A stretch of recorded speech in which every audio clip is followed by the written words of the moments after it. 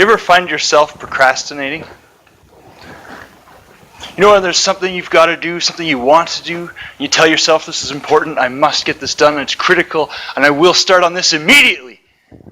After I wake up tomorrow and lay in bed, watch some YouTube videos, do a bunch of other stuff. Maybe. You know what I mean? I first noticed that I had a problem with procrastination when I was in grade 10. And where I went to high school was a bit different than most places. We didn't have structured classes or formal schedules to follow.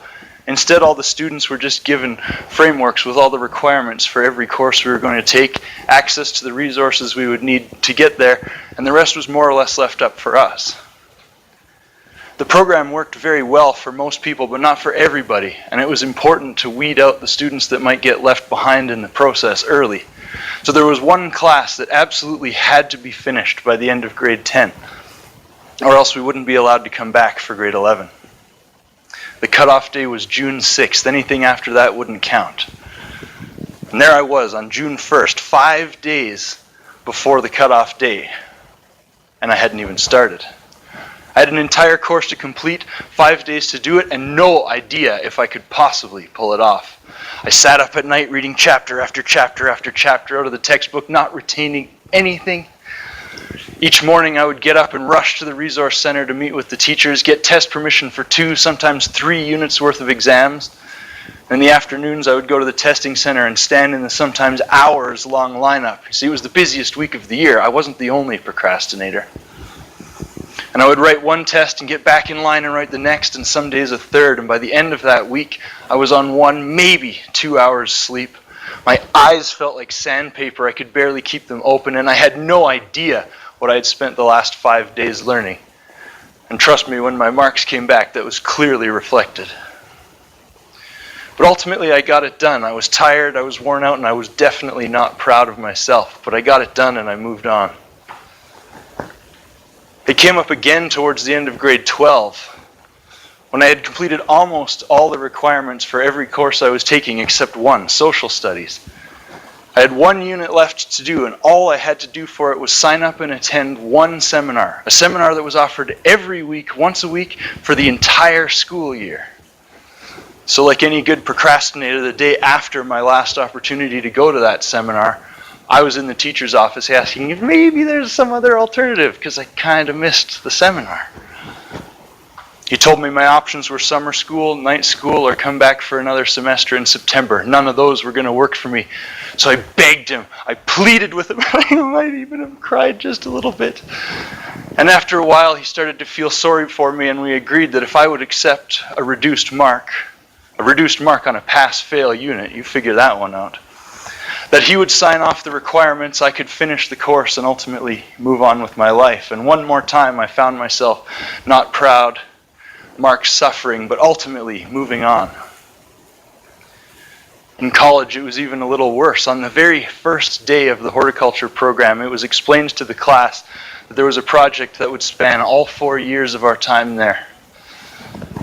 We would have to go out into the field and collect plant samples, press them flat, mount them, label them, and file them in the old college herbarium for future horticulturists to study.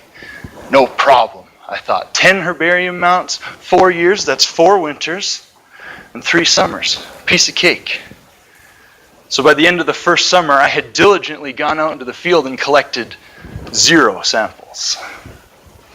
By the end of the second summer, I still had no samples to show for it, and by the end of the third summer, I had all but forgotten about the project entirely. It wasn't until school went back in that 4th and final winter that it occurred to me, in 2 short months' time, I was going to have to turn in a project that was worth 25% of my overall mark, and I hadn't even started yet. But not only had I not even started yet, it was now late fall. I had no hope of even finding 1 live plant sample, let alone 10.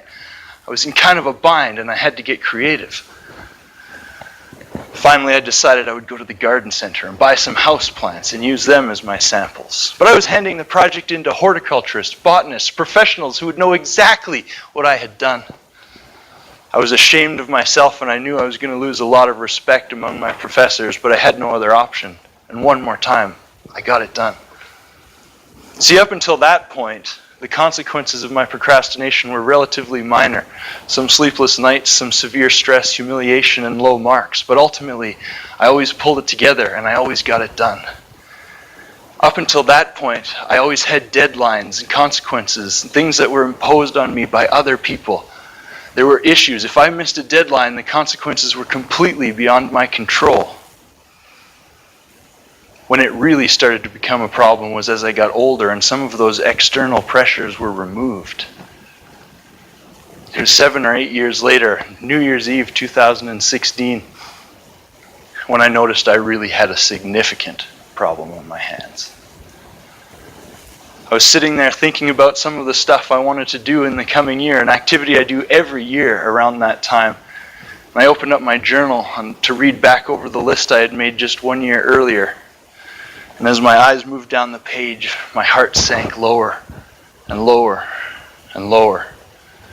Because I realized that not one single item on that page deserved to be checked off. I sat there wondering what had happened. Surely I had accomplished something this year. I mean, I held down a job, I kept my bills paid, I had some money saved up, I traveled a little bit, but all the stuff that was important to me, all the stuff that I wanted to do to become the person that I wanted to become, was sitting there on the back burner completely untouched. And as I sat there wondering what the hell had gone wrong in my life, I started to remember an incident that happened to me a couple years earlier. I'd been walking with my cousin talking about a trip we were going to take. We were listing off some things we had to take care of before we could leave. And at one point I said to him, "You know what, John, don't worry about it. We can take care of all of this next week." No sooner had the words left my mouth than a cyclist rang his bell and pulled out to pass us on the path. And as he rode up next to me, he slowed down. And he whirled around and he stared at me with a fiery intensity on his face. And he said, "That which you leave for tomorrow will never get done." And he turned forward and rode off into the distance as I stood there for a moment, kind of stunned. I didn't think about it a lot for a couple years after that, but there I sat 2 years later thinking back on that moment, and it occurred to me, aha! This is exactly what that cyclist had been talking about. This moment right now. Because as I looked over that list and I thought to myself over the year that had just passed, it occurred to me that every single item on that list was something that at some point I had told myself I was going to do tomorrow or some other day when I felt like it or when I had more time. Only now I didn't have any external pressures, I didn't have any external deadlines, I didn't have anything beyond my control pushing me to make sure I got things done. So tomorrow turned into next week, and next week turned into next month, and next month turned into next year. And there I was, sitting there looking at it. And as I sat there thinking about that cyclist's kind words, and thinking about everything that had happened to me over the past year and wondering what had happened, it occurred to me that anytime I want to do something, if I ever want to accomplish anything significant in my life of my own accord, I have to take action immediately. There is no time to delay. I can't put it off until tomorrow. Because I realized in that moment that every time I put something off to tomorrow, what I was actually doing was telling my subconscious mind that it's not actually important. I don't really care if I get this done. What I care about is what I'm doing and what I feel like right now in this moment. And that was the results my subconscious mind set out to achieve for me. Not the results I said I wanted, the results that my actions showed I wanted. As I sat there in that moment thinking back over what I would have to do to actually make things happen in my life and reflecting, it started to occur to me that I wasn't scared that I had wasted a day or a week or a month or a whole year. No, that didn't bother me. What scared me was how easily I could see 1 year turning into 5 years and 5 years into 10 and 10 into 20 and so on and so on. And what scared me most of all was that one day I might wake up and realize that all those dreams, all those things I wanted to do, everything that I wanted to be might one day be relegated to the pile of broken dreams, the things that I always wanted to do back when I was younger and I still had the time. I don't tell you this to scare you. I don't tell you this to make you feel like you've wasted your lives, and I don't tell you this to make you feel like you were wasting time now. I tell you this because I want to inspire you to remember that any time you want to do anything significant, if you want to experience something, do something, feel something, go somewhere, anything at all, take action immediately. You must.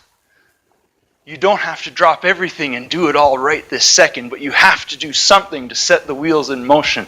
Do something to orient yourself towards the goal, and more importantly, tell your subconscious mind how important it is to you that you actually get it done.